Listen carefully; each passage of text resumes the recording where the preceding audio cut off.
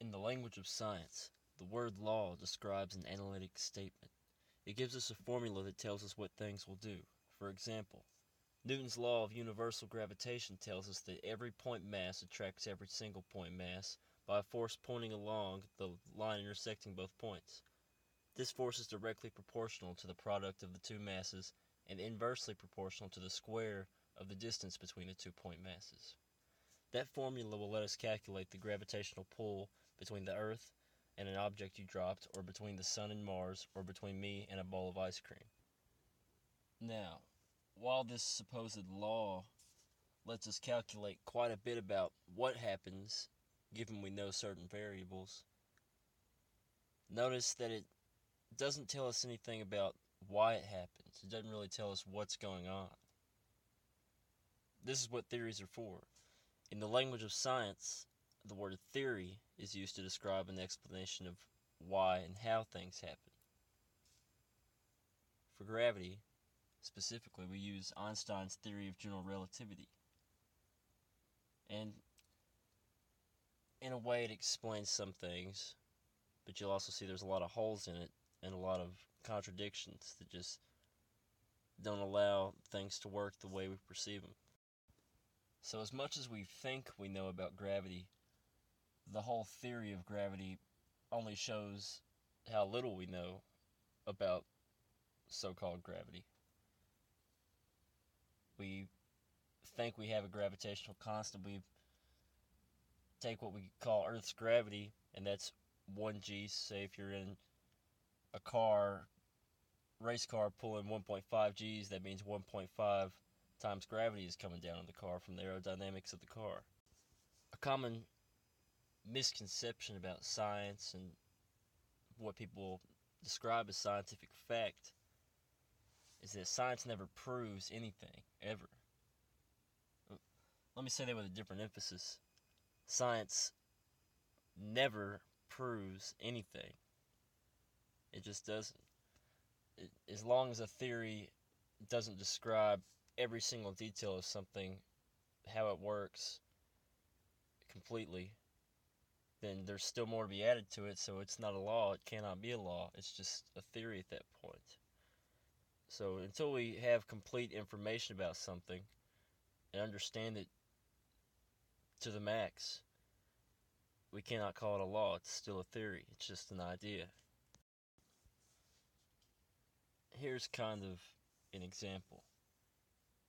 You look out your window, you see the grass outside is green.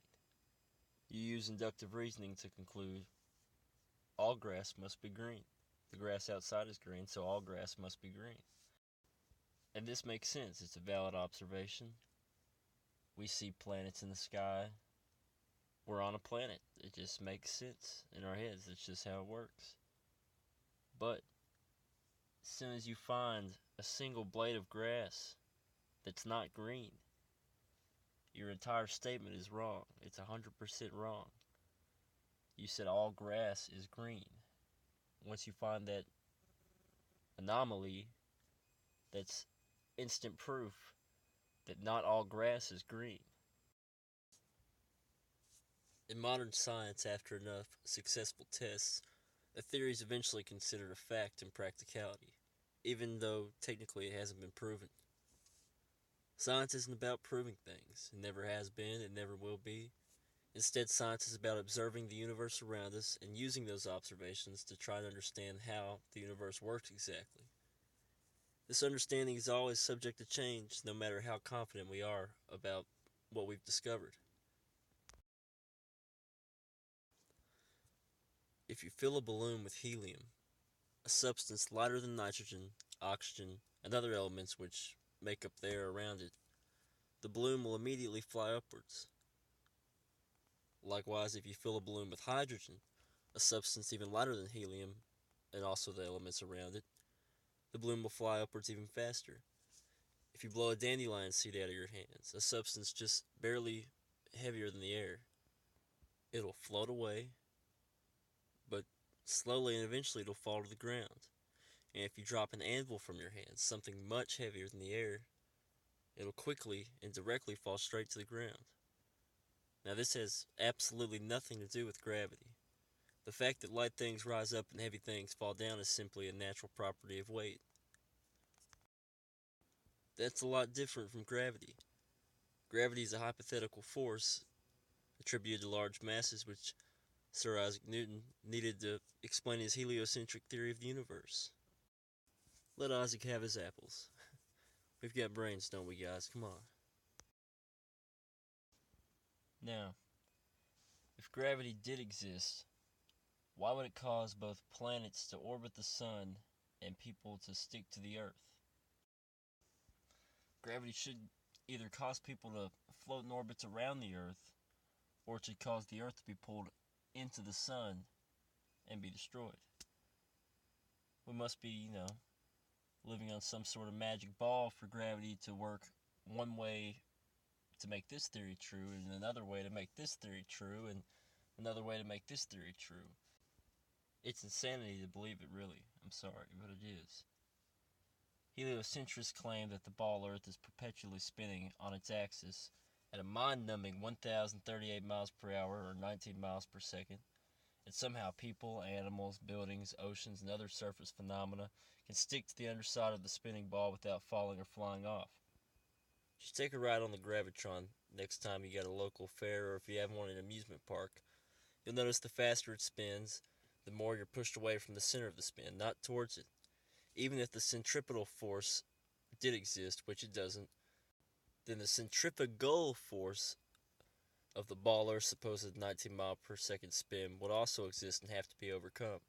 Yet neither of these opposing forces have ever been shown to have any existence outside the imaginations of the heliocentric believing scientists. Newton also theorized, and unfortunately it's now commonly taught to everyone, that the Earth's ocean tides are caused by gravitational lunar attraction. If the moon is only 2,160 miles in diameter and the Earth about 8,000 miles, using their own math and supposed law, it follows that the Earth is 87 times more massive. Therefore, the larger object should attract the smaller to it, and not the other way around, as they try to explain it to us. If the Earth's greater gravity is what keeps the moon in orbit, it is impossible for the moon's lesser gravity to supersede the Earth's at Earth's sea level, where its gravitational attraction would even further outtrump the moon's gravity. So am I crazy, or are they just feeding us false math? What's going on here? Raise your hand if you still believe in gravity. If your hand's up, you're an a-hole. We're almost done here. Astronomers claim to have measured every single one, all the planets' distances, shapes, orbits, weights, relative positions to each other, and their times of revolution, all based on the law of gravitation, this supposed law. And without gravity, their entire cosmology falls under its own weight. Without gravity, people cannot stand upside down on a ball Earth. Without gravity, the Earth and the planets cannot be revolving around the sun. Without Newtonian gravitation, Einsteinian relativity, and Copernican heliocentricity, and the Big Bang Theory, the ball Earth mythos cannot exist, and it falls to pieces. Gravity, both metaphorically and quite literally, just does not hold any water. Not as a sound theory of cosmology, and definitely not as a law of science. So, even though falling objects may have acceleration falling down, they gather speed as they continue to fall. The longer something's falling, the faster it'll go, the more speed it'll build up.